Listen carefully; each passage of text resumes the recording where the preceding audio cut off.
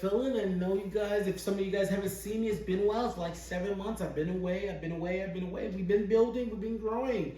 I hope you guys are as happy to see me as I'm happy to see you. For real. How you guys been?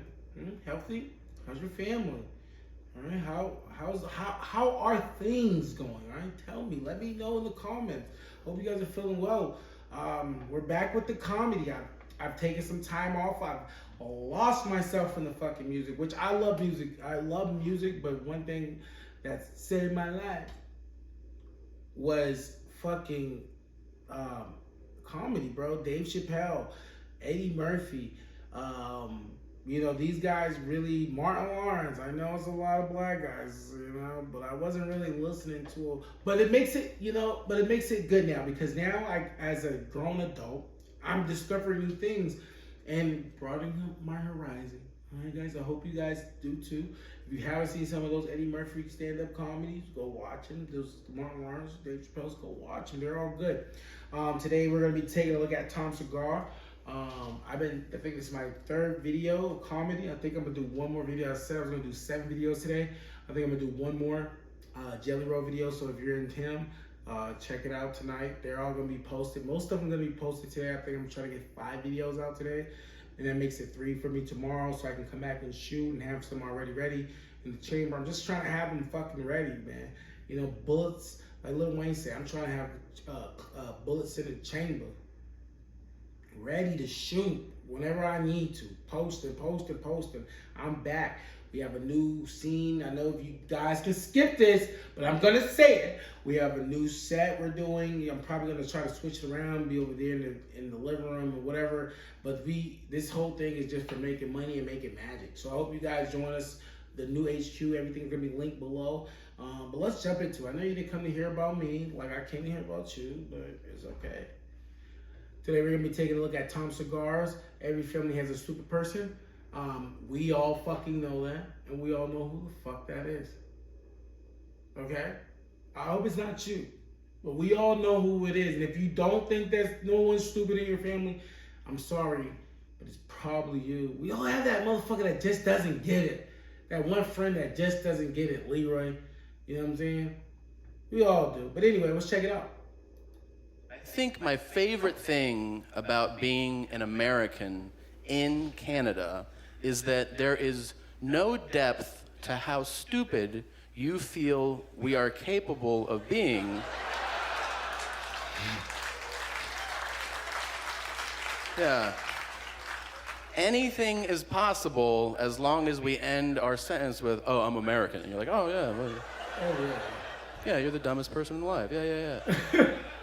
Like, I could be like, "I didn't know you guys have electricity." And you'd be like, "What, are you out of your mind?" And I'm like, "Well, I'm American." And you're like, "Oh, yeah, that's totally reasonable. Yeah." Yeah, don't do that. I feel like every family has at least one profoundly stupid person in the family. Talk amongst yourselves. Even really successful families. Like, you ever meet a family where it's like a doctor married a lawyer, and they're like, our 3 kids went to Harvard and Yale and Princeton, and you're like, "Yeah, but you have 4 kids." And they're like, "Yeah, he's out back." "What's he doing?" "Just trying to figure shit out." "What kind of shit? Like, don't stare at the sun? Shit like that?" Don't you have somebody that you call, like, just to feel smarter? You don't have somebody like that? Like, you're having a really bad day, you're like, "Oh, man, today sucks. I'm going to call my cousin Brian." That's not your cousin, Brian. I'm talking about my cousin Brian.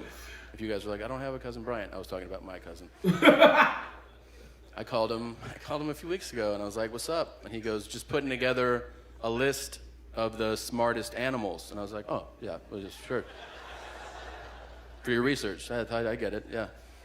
He's like, "I got it down to the top 3 smartest animals. It's dolphins, elephants, and wolves." And he goes, "Which do you think is the smartest?" And I was like, "Well, I don't know about those. I just know that humans, we're the smartest animal of all. We're the most sophisticated. And he said, "What makes you say that?" Highways? Open heart surgery? Shit that dolphins don't do? Are we really going to argue this one out? Plus we have thumbs. He's also one of these guys, like, if we go out to eat, every time we go out to eat, if I order first, if I go, yeah, let me get the teriyaki chicken, he'll be like, ah, man, that's what I was going to get. You still can.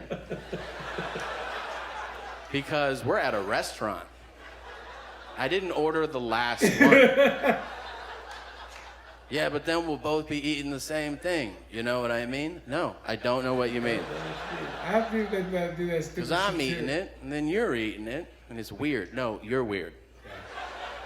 It's not weird at all. It's weird if I go, I'm going to propose to Christy, and then you go, I'm going to propose to Christy too. That's weird. Then we have to have a conversation. Like, what are we going to eat at the wedding? Teriyaki chicken? I don't know. People ask me all the time, because I travel so much. I travel almost every week, and people will ask me, they'll be like, oh, is there something you observe, like, about everybody? Like, is there something that stands out about everywhere, you know? And I think there is. I think there's one singular observation, and that is that everybody just wants to connect. It doesn't matter where you go or what language you speak, people just want to connect.